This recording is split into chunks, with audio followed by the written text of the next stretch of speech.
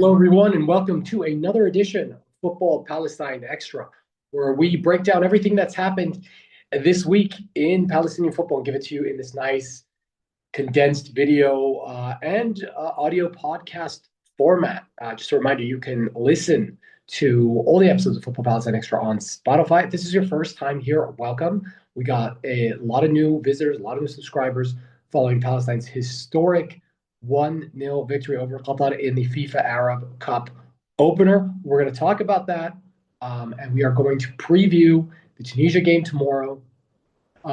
Just a point of procedure: if you are a premium subscriber, so if you are a paying subscriber, you will see and listen to this podcast in its entirety. And if you're a free subscriber, you'll be able to see a portion of it before the paywall springs up. So if you like what we do here, consider supporting my work.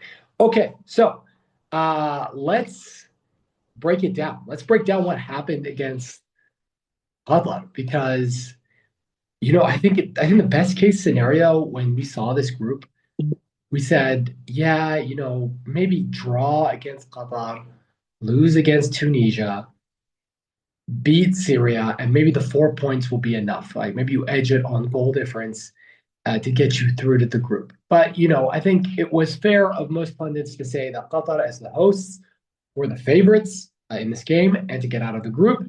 And Tunisia, who were finalists in 2021, who are, by the way, the strongest African side here, meaning that they have the most amount of senior players and they have the senior national team head coach of all the North African contingent. So that's everybody minus Sudan and Comoros. And yeah, like you would have thought at the end of match day one, Qatar would have 3 points, Tunisia would have 3 points, but we are in a situation now where Syria has 3 points and Palestine have 3 points, courtesy of a pair of 1-0 victories. And the first game of the day was actually Syria against Tunisia, in spite of the fact that they did the opening ceremony before the second match of the day, which was Qatar against Palestine. Looking into just everything that happened in the build-up to the Qatar Palestine match, there was the opening ceremony, as we mentioned, which I thought was really, really well done. A strong anti-colonial message that promoted Arab unity. And then to close the ceremony, just like they did 4 years ago, they had this really, really amazing rendition, an a cappella version of all the national anthems of the 23 participating nations. And Rula Azer, who's from Nazareth, was one of the singers. Was wearing a lovely Palestinian tobe there. So let's say the anticipation, the excitement was palpable. You could feel it. You wanted to be in this game as a fan. You wanted to participate in this game as a player. And if you couldn't be there in the stadium and you couldn't play on the pitch, then you definitely were going to watch on TV. And, I think the national team did a very, very good job of managing this match. Really kudos to Ihab Abu-Jazar, and I wrote this in my rapid reaction piece. The man of the match is really Abu-Jazar because he scripted this game perfectly. He said, listen, the first 45 minutes, we're going to stay tight and compact, and we are going to deny them space, and we are going to cut off Akram Afif's supply line. And we know that if Akram Afif doesn't have a supply line, especially because Al-Mu'az Ali is injured, he's not here, then Qatar is going to have a very, very hard time creating chances. And they really didn't. They really didn't create any chances in the first 45 minutes. Neither did Palestine, by the way. It was a highly tactical, highly tense first 45 minutes. I thought Palestine was pretty good in the opening first 5-10 minutes. Then Qatar kind of had the upper hand. They established possession. And then, the first half sort of petered out. Lopetegui went to his bench immediately at halftime. He brought in Edmilson Jr. And I thought the first 15 minutes for Qatar was when they looked the most dangerous. It was definitely a different aspect to their attack when Akram Afif has another flair player like Edmilson Jr. To support him. And Edmilson Jr., he set up some chances. He had some chances himself. but nothing super clear cut. I think the best chance of the game in that 15-minute period was at Nielsen running on to Akram Afif's ball, and it was probably offsides. If he had managed to somehow score, it probably would have gone to review, and I think it would have been correctly called offsides. The flag, I didn't see the flag go up, but Rami Hamadi was all over that. Came out of his goal and didn't even claim it with his hands. Just like became an outfield player, took the ball, dribbled past him, and put it back into play.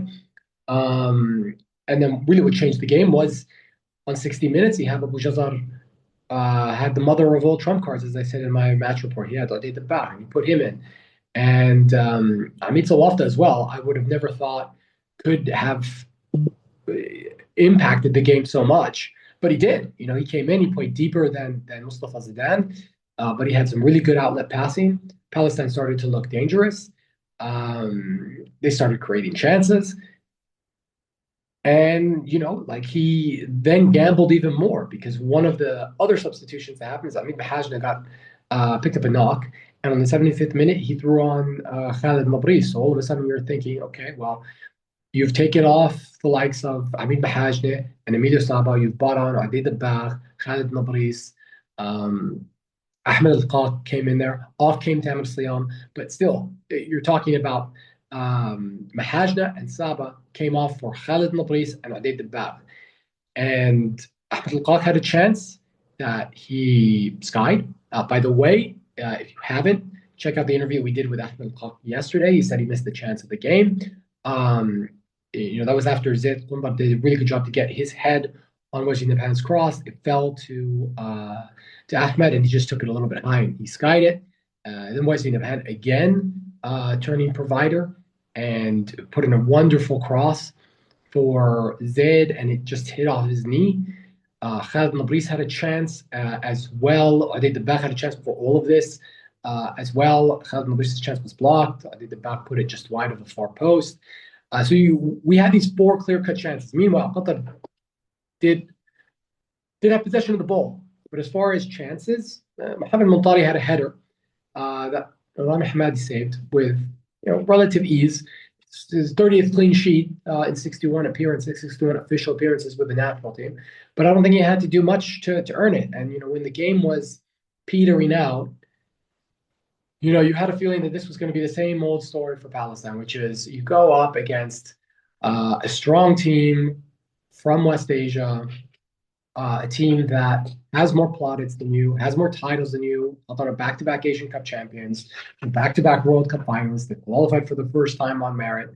And although you show a lot, and although you maybe deserve to win the match, you just don't find a way to win. And that's really, when I was watching that and writing the match report, I thought this is the script. The script is going to be, okay, good, you came out with a point, but maybe missed opportunity given the fact that you created so many chances. But credit to Palestine, last kick of the game, practically they win a corner. And I think this is really where the preparation the team had really came into effect. They moved the ball so quickly off that corner kick. It came in from Al-Qaq. Mahmoud Abu Nada carried it. It fell to Adi Dabbagh, and he knew exactly what he wanted to do. He was like, okay, I'm not in a good position to shoot. Let me get it to Khalid Mabris. He tried to get it to Khalid Mabris.